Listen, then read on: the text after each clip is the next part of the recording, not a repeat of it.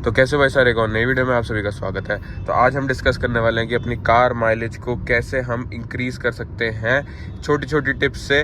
जैसे कि आप देख ही सकते हो, अभी मेरी कार जो है 16.4 किलोमीटर चली है और 19.7 की एवरेज दे रही है। बट उसके लिए आप टाइम देखो, 40 मिनट लिए इसने 16 किलोमीटर चलने के लिए और तब भी 19.6 की एवरेज निकाली है। मतलब ये सिटी में चल रही है गाड़ी। अभी हमने हाईवे ज्वाइन किया है तो सिटी में हमने 19.7 की इसके एवरेज निकाली है। और वीडियो में आप आगे चलते रहेंगे ना तो इसमें एवरेज बढ़ती हुई भी मैं दिखाऊंगा, और एवरेज कैसे बढ़ा रहा हूँ, क्या कर रहा हूँ मैं ऐसा एक्स्ट्रा, वो भी आपको बताऊंगा। तो पहले थोड़ा सा क्लियर होने देते हैं ट्रैफिक। तो भाई फर्स्ट स्टेप जो है ना, आपको अपनी गाड़ी 2000 आरपीएम से नीचे रखनी है। अगर आपकी पेट्रोल गाड़ी है या डीजल गाड़ी है तो आप 2000 आरपीएम से नीचे ही रखो। दूसरा ये है कि भाई क्लच पे पैर रख के गाड़ी मत चलाओ, इससे आपकी क्लच लाइफ भी कम होती है और कहीं ना कहीं आपकी एवरेज भी थोड़ा हैम्पर होती है। बट क्लच लाइफ ज़रूर कम होती है भाई, इससे बहुत ज़्यादा कम होती है। अगर आप ऐसे पैर रख के क्लच पे चलाते हो ना तो दिक्कत है भाई। आप यहाँ पे साइड में रख लिया करो, यहाँ पे इसलिए डेड पेडल दे रखा है कंपनीज ने।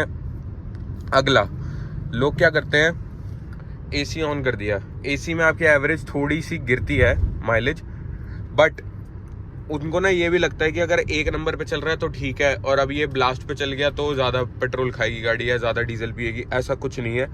आप एसी को ऑफ कर दिया तो आपकी एवरेज बढ़ती रहेगी।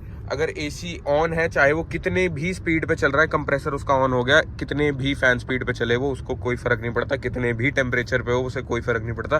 कंप्रेसर जहाँ एसी का ऑन हो गया वहाँ पे आपकी एवरेज जो गिरनी है वो गिरनी है। चाहे पंखा 1 नंबर पे रखो, चाहे पंखा रखो आप 10 नंबर पे। 10 नंबर तक तो होता नहीं, चलो 5 नंबर तक, जितने में भी आप हाईएस्ट रख सकते हो उतने में रखो। जैसे आप देख रहे हो मैं 2000 के नीचे नीचे गियर चेंज कर ले रहा हूँ 2000 तक। 2000 के नीचे तो 20 की एवरेज अब शो कर रही है, 20.1 पे आ गई है 18.5 किलोमीटर पे 40 मिनट में।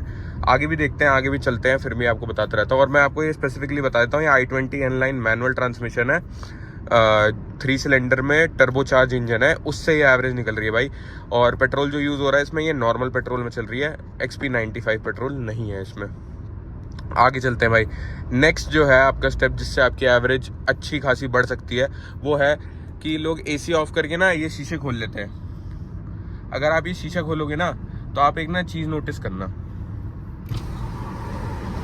आवाज सुन रहे हो, आवाज सुन रहे हो, ये आपका भाई एरोडायनेमिक्स गाड़ी का खराब करते हैं। जो हवा क्रॉस होके गाड़ी को जानी चाहिए आगे से, वो आप अंदर ले रहे हो तो गाड़ी पे लोड भी तो पड़ेगा थोड़ा। अगर आप साइंस के उससे देखोगे ना तो आपको पता लगेगा, ये हवा जो अंदर आ रही है ना, ये आपकी गाड़ी के एरोडायनेमिक्स को खराब कर रही है भाई। ठीक है। नेक्स्ट जो है आपका, आप शीशे खोल के गाड़ी मत चलाओ, चाहे एसी ऑन कर लो, तब भी एसी में आपकी गाड़ी ज़्यादा एवरेज देगी। बट एसी ये शीशे खुलने में कोई ज़्यादा ही आपकी एवरेज गिरेगी एसी से। तो जो लोगों को लगता है ना कि भाई शीशे खोल लो, एसी ऑफ कर लो, एवरेज बढ़ेगी, ऐसा कुछ भी नहीं है भाई। एवरेज इससे भी कम होती है। गाड़ी के एरोडायनेमिक्स बहुत ही इंपॉर्टेंट चीज़ है, ऐसी कोई छोटी बात नहीं है। एरोडायनेमिक्स बहुत ज़्यादा इंपॉर्टेंट चीज़ है, गाड़ी को आगे पुश करने में भी और एवरेज निकालने में भी बहुत ज़्यादा रोल प्ले करता है। तभी गाड़ी में कट्स होते हैं और एयर वेंट्स होते हैं, ताकि गाड़ी से एयर अच्छे से पास हो। अब ये सोचो ना, 80 की स्पीड पे गाड़ी को हवा काटनी है और उसमें अगर थोड़ा सा भी कुछ हैम्पर हुआ तो गाड़ी पे कितना लोड पड़ेगा। तो नेक्स्ट जो स्टेप है ना, उसके लिए ना मैं थोड़ी सी स्पीड गेन कर रहा हूँ। जैसे इसने चौथा गियर मांग लिया, 2000 पे आरपीएम पे चेंज कर लिया। नेक्स्ट जो स्टेप है ना, अगर आपकी गाड़ी में क्रूज कंट्रोल नहीं है तो भी आप बहुत ही अच्छी एवरेज निकाल सकते हो हाईवेज पे। ये हाईवे का है, ये टिप है, ये हाईवे के लिए है। हाईवे पे आपको क्या करना है, आपको एक स्पीड गेन कर लेनी है जितनी आपको चाहिए। जैसे मेरे को 70 किलोमीटर पर आवर की स्पीड चाहिए। अभी देखो मैं प्रेस कर रहा हूँ, 70 पे गाड़ी आ गई। मैंने ना ये छोड़ा, इस पे हटा के हल्का सा वापसी रख दो,